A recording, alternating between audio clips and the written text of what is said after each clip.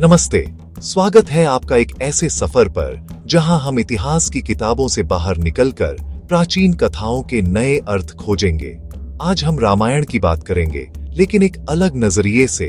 धर्म या आस्था नहीं, बल्कि विज्ञान, भूगोल और इतिहास के चश्मे से।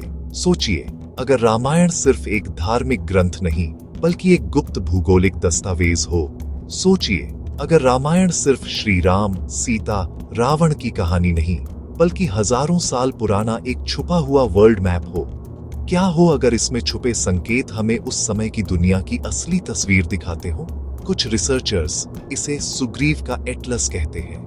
ये नाम इसलिए पड़ा क्योंकि इसमें दुनिया के कोनों कोनों का उल्लेख मिलता है, जो आज के नक्शों से मेल खाते हैं। जब सुग्रीव ने वानर सेना को चारों दिशाओं में भेजा, तो उन्होंने सिर्फ दिशाएं नहीं, बल्कि पूरी दुनिया का भूगोल समझाया। इतना विस्तार कि मानो गूगल मैप्स हो। हर दिशा, हर रास्ता विस्तार से बताया गया है। रिसर्चर नीलेश ओक का दावा है कि वाल्मीकि रामायण के भौगोलिक विवरण 14,000 साल पुरानी पृथ्वी के नक्शे से मेल खाते हैं। जब समुद्र का स्तर बहुत नीचे था, उस समय की दुनिया आज से बिल्कुल अलग दिखती थी।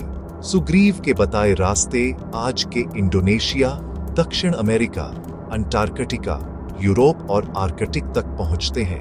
क्या हमारे पूर्वज पूरी पृथ्वी पर घूम चुके थे? क्या वे उस समय के सबसे बड़े खोजकर्ता थे? चलिए इस रोमांचक सफर पर निकलते हैं और जानते हैं रामायण में छिपे उस लॉस्ट वर्ल्ड मैप का राज, जो शायद इतिहास को देखने का हमारा नजरिया बदल दे। क्या हम तैयार हैं उस भूले बिसरे नक्शे की सच्चाई जानने के लिए? रामायण की असली तारीख क्या है? क्या हम सच में जान सकते हैं कि यह महाकाव्य कब घटित हुआ था, या यह सिर्फ एक कल्पना है?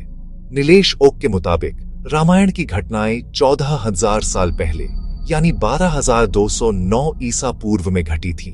यह दावा इतिहास की किताबों को चुनौती देता है, क्योंकि अब तक हम सोचते थे कि रामायण कुछ हजार साल पुरानी है। यह दावा खगोलीय गणनाओं पर आधारित है। वाल्मीकि रामायण में सैकड़ों एस्ट्रोनॉमिकल रेफरेंस हैं, जैसे शीत अयनांत पुष्य नक्षत्र में होना, जो आज के समय में नहीं होता।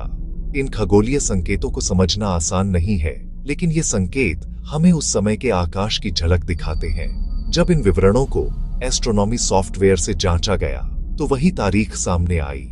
वैज्ञानिकों ने कंप्यूटर सिमुलेशन से प्राचीन आकाश को फिर से देखा और पाया कि रामायण में दिए गए विवरण उसी युग के हैं। 14,000 साल पहले का मतलब है रामायण मिस्र के पिरामिड या स्टोनहेंज से भी हजारों साल पुरानी। यह सोचकर ही रोमांच होता है कि भारत की सभ्यता इतनी प्राचीन हो सकती है। अगर यह सही है, तो उस समय भारत में एक ऐसी सभ्यता थी जो खगोल विज्ञान में निपुण थी और अपने ज्ञान को साहित्य में दर्ज कर रही थी। यह सभ्यता न सिर्फ विज्ञान जानती थी, बल्कि उसे संरक्षित भी करती थी। यही तारीख सुग्रीव का एटलस थ्योरी की चाबी है।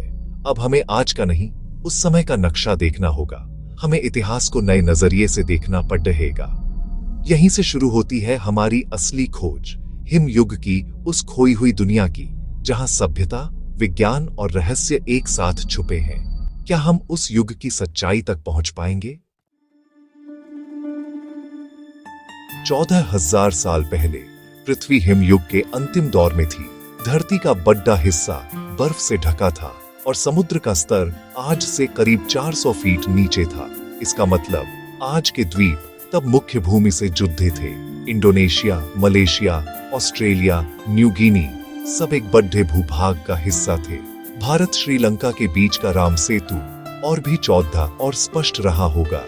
इस बदले भूगोल के कारण महाद्वीपों के बीच की दूरियां कम थीं और द्वीपों की श्रृंखला एक महाद्वीप से दूसरे तक स्टेपिंग स्टोन्स की तरह काम करती थी। सुग्रीव के बताए रास्ते, जो आज असंभव लगते हैं, उस समय के नक्शे पर मुमकिन थे। हमें अपनी कल्पना को आज की सीमाओं से आजाद करना होगा, तभी हम रामायण के भूगोल को समझ पाएंगे। अब इसी हिम युग के नक्शे के साथ हम सुग्रीव की यात्राओं का विश्लेषण करेंगे।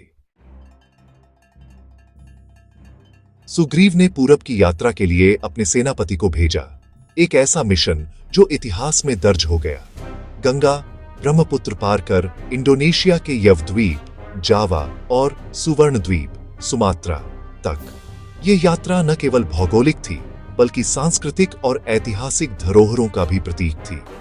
आगे वे ऐसे लोगों का जिक्र करते हैं जिनके कान लंबे, होंठ मोटे और जो कच्ची मछली खाते हैं। ये विवरण हमें उन प्राचीन संस्कृतियों की झलक देते हैं। ये प्रथाएं आज भी पापुआ न्यू गिनी, अमेज़न और अफ्रीका की जनजातियों में मिलती है। ये दिखाता है कि कैसे प्राचीन परंपराएं समय के साथ जीवित रहती हैं। सबसे चौंकाने वाला सुराग पूरब की अंतिम सीमा पर एक पहाड़ पर, जो रहस्यों से भरा हुआ है, जिस पर सोने का 3 शिखरों वाला ताड्डाह का पेड, त्रिशूल जैसा चिन्ह। यह चिन्ह हमें प्राचीन सभ्यताओं के बीच के संबंधों की ओर इशारा करता है। पेरू के पराकास प्रायद्वीप पर कैंडेलाब्रा ऑफ द एंडीज नामक विशाल त्रिशूल जैसी आकृति है, जो अपने आप में एक रहस्य है, जो समुद्र से मीलों दूर से दिखती है। यह आकृति प्राचीन यात्राओं और खोजों का प्रमाण हो सकती है। क्या यही सुग्रीव का गोल्डन ट्राइडेंट है? यह सवाल हमें सोचने पर मजबूर करता है। हिम युग के भूगोल में इंडोनेशिया से दक्षिण अमेरिका तक द्वीपों की श्रृंखला एक पुल की तरह थी, एक प्राकृतिक मार्ग जो प्राचीन यात्रियों के लिए संभव था। यात्रा मुश्किल थी पर असंभव नहीं। प्राचीन नाविकों ने इन चुनौतियों का सामना किया और नए क्षेत्रों की खोज की। क्या प्राचीन भारतीयों ने कोलंबस से हजारों साल पहले प्रशांत महासागर पार किया? यह विचार रोमांचक है। सुग्रीव का पूर्वी मार्ग शायद प्राचीन वैश्विक संपर्क का भूला हुआ अध्याय है। यह हमें सोचने पर मजबूर करता है कि इतिहास में और कितने रहस्य छिपे हो सकते हैं। अब दक्षिण की ओर सुग्रीव ने हनुमान को लंका के पार न जाने की चेतावनी दी, क्योंकि वहां यमपुरी है, एक निर्जन, अंधकारमय, ठंडी भूमि। भारत के दक्षिण में हिंद महासागर के पार है अंटार्कटिका, बर्फीला, निर्जन, महीनों तक अंधेरा। 14,000 साल पहले अंटार्कटिका पर बर्फ कम थी। प्राचीन नक्शों में इसे बिना बर्फ के दिखाया गया है और सैटेलाइट से वहां प्राचीन नदियों के निशान मिले हैं। ये नक्शे पीरी रीस जैसे नाविकों ने पुराने स्रोतों से बनाए थे। क्या यह ज्ञान रामायण काल तक जाता है? सुग्रीव का वर्णन बताता है कि प्राचीन भारतीयों को पृथ्वी के दक्षिणी छोर के बारे में पता था। वे उसके निर्जन और ठंडे स्वभाव से भी परिचित थे। यह सुग्रीव के एटलस का एक और रहस्यमयी अध्याय है। पश्चिम की यात्रा सुग्रीव ने अपने दल को सौराष्ट्र, सिंध, बलूचिस्तान, फिर ईरान तुर्की के जाग्रोस टॉरस पर्वतों की ओर भेजा। वे प्रागज्योतिषपुर नामक शहर का जिक्र करते हैं, जिसे कुछ शोधकर्ता प्राचीन बगदाद मानते हैं। आगे भूमध्य सागर और अस्तगिरी, सूर्यास्त का पर्वत, शायद यूरोप के आल्प्स या स्पेन के पहाड़ डीएच। पश्चिमी सीमा पर भी एक चिन्ह, सोने का 10 सिरों वाला ताड्डाच का पेड्डच, जिसकी भौगोलिक पहचान अब तक रहस्य है। यह दिखाता है कि वानर सेना की पहुंच यूरोप तक थी और भारत का संपर्क पश्चिमी सभ्यताओं से था। रामायण इस नजरिए से एक यूरेशियन महाकाव्य बन जाता है। सुग्रीव का एटलस बताता है, दुनिया हमेशा से जुड़ी थी और हमारे पूर्वज खोजी थे। उत्तर की यात्रा सुग्रीव ने वानरों को हिमालय, कैलाश, मानसरोवर, तिब्बत, रूस की अंगारा नदी तक भेजा। सबसे हैरान करने वाला वर्णन, एक जगह जहां न सूरज, न चांद, न तारे, फिर भी रंगीन रोशनी है। यह ऑरोरा बोरेलिस, आर्कटिक की उत्तरी ध्रुवीय ज्योति का सटीक विवरण है। सुग्रीव चेतावनी देते हैं, इस रोशनी वाले देश से आगे मत जाना। वहां उत्तर कुरु है, जहां जीवन समाप्त हो जाता है। हिम युग के नक्शे पर यह वही जगह है जहां विशाल ध्रुवीय बर्फ की दीवार थी।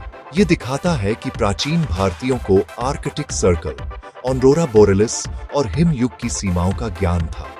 यह ज्ञान हजारों सालों के अवलोकन और यात्रा का परिणाम रहा होगा। सुग्रीव का एटलस बताता है, हमारे पूर्वजों की दुनिया हमारी कल्पना से कहीं बढ़ी थी। वानर सेना ने सुग्रीव से पूछा, आपको यह सब कैसे पता? सुग्रीव बोले, जब बाली ने मुझे निकाला तो मैंने पूरी पृथ्वी पर भागकर यह सब अपनी आंखों से देखा है। वे पृथ्वी को मंडल, गोलाकार बताते हैं, जब पश्चिम में पृथ्वी को छपटा माना जाता था। शायद सुग्रीव का कथन प्रतीकात्मक है। मैंने देखा, यानी यह हमारे ज्ञान की परंपरा में है। यह ज्ञान वानरों की कई पीढ़ियों की यात्राओं और खोजों का संचित कोश था। सुग्रीव सिर्फ राजा नहीं, खोजकर्ता, भूगोलवेत्ता और खगोल शास्त्री भी थे। रामायण का यह दृष्टिकोण हमें अपने ग्रंथों को नए नजरिए से देखने के लिए प्रेरित करता है। तो क्या रामायण सच में 14,000 साल पुराना लॉस्ट वर्ल्ड मैप है? नीलेश ओक की थ्योरी हमें पारंपरिक सोच से बाहर जाने को मजबूर करती है।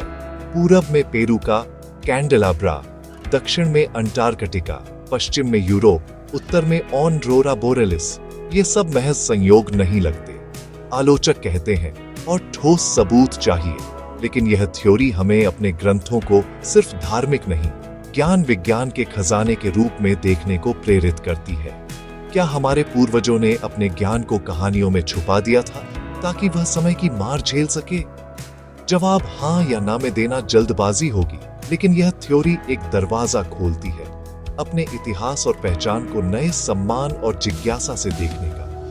शायद हमारे ग्रंथों में सचमुच विज्ञान और ज्ञान का खजाना छुपा है, जो बस खोजे जाने का इंतजार कर रहा है।